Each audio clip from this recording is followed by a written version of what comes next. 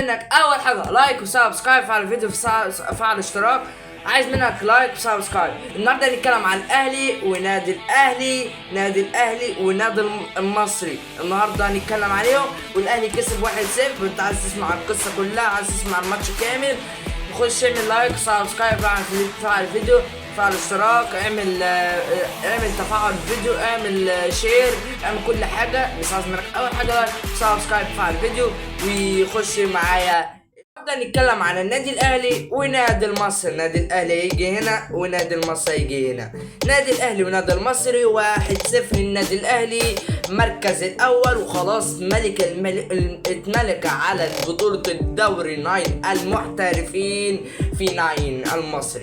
9 هو اسمه 9 ولا اسم الدوري المحترفين؟ اقول لك يا معلم اسمه الحقيقي دوري 9 المحترفين، بس اسمه كده 9 المحترفين. الدوري اللي هو الدوريات شبه الدوريات الانجليزيه.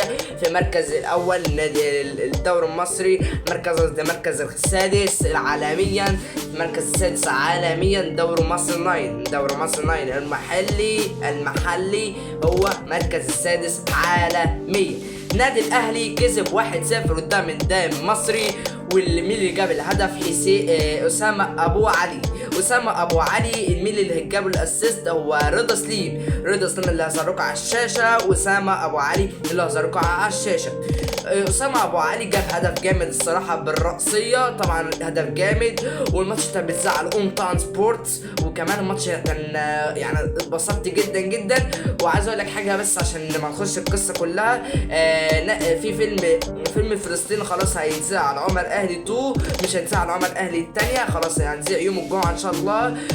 يوم الجمعه اللي جاي هنذيع رسميا على الفيلم بتاع رسميا على فيلم فلسطيني. الفيلم اللي هو يعني فيلم فيلم بجد، فيلم يعني ما تخش دلوقتي تخش تتفرج على الفيلم دلوقتي، اللي عشان دلوقتي اللي بيتفرج على الفيلم دلوقتي بتدخل بفلوس، تخش على الفيديو تدخل بفلوس. انا عامله بالدخول الفلوسي، يعني ستيل كمان اسبوع لغايه ما نشيل الربح بتاع الفلوس، نشيل الربح بتاع الفلوس والماني اللي هي الماني نشيلها، وبعدها ندخل بقى الناس تعرف تتفرج على الافلام. عشان ده اصلا هي دي متاجله مع شركه يوتيوب، هي هتعملها ان شاء الله. وعايز منك اول حاجه لايك وسبسكرايب في الفيديو وفعل الاشتراك. نادي الاهلي ونادي المصري طبعا مش هنتكلم كده، خلصنا نادي الاهلي ونادي المصري. هنتكلم عن محمد الشناوي. طبعا تسلم ايد والله العظيم، محمد الشناوي احسن حارس. ما تقولش احسن حارس مش هيتباع خالص، هو بجد احسن حارس داخل القاره المصريه وداخل القاره الافريقيه وداخل القاره العالميه.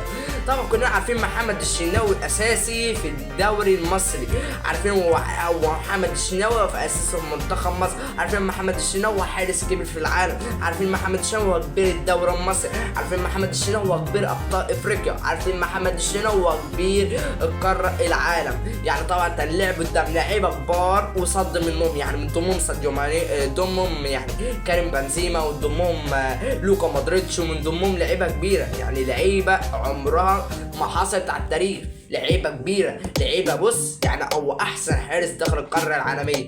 ماشي محمد الشناوي كده، خلصنا محمد الشناوي. مين واخد راجل المباراه؟ بقول لك يا معلم راجل المباراه هو أسامة أبو علي واخد راجل المباراة النهارده يا جماعة في ماتش دوري 9 المحترفين. بس النادي الاهلي هيلعب بعدها ب3 ايام، الماتش اللي جاي هيلعب قدام سيراميكا كليوباترا، هيلعب قدام سيراميكا كليوباترا لاخر ماتش ولا لا سادس ماتش، فاضل 6 ماتشات عشان نخش نتأهل للنهائي الدوري المصري مع المحترفين. ماشي عزمي النهارده خلصنا كده ده وخلصنا ده. ماشي هو الكأس كنت هتتأجل، وما في ناس يعني متابع البطولة دي الأساسية أصلا كتير متابعها، يعني البطولة دي أصلا متابعها كتير وعارف مشاكلها إيه. بص البطولة دي ممكن تتعمل كل سنة، ممكن تعملش السنة دي، ممكن تتعمل السنة الجاية، ممكن تعمل في 2027 عشان مش بقى فاضيين ل 2026 2025 2026 2027 فاضي. في فيفا فاضية 2027 او السنتين دولت، يعني فيفا مش فاضية يعني، ولا في مشاكل ولا في اي حاجة. نادي الزمالك بس يهدى نفسه عشان ايه كل يوم كل شهر بيدي شكاوي للفيفا، عارفين نادي الزمالك كلنا.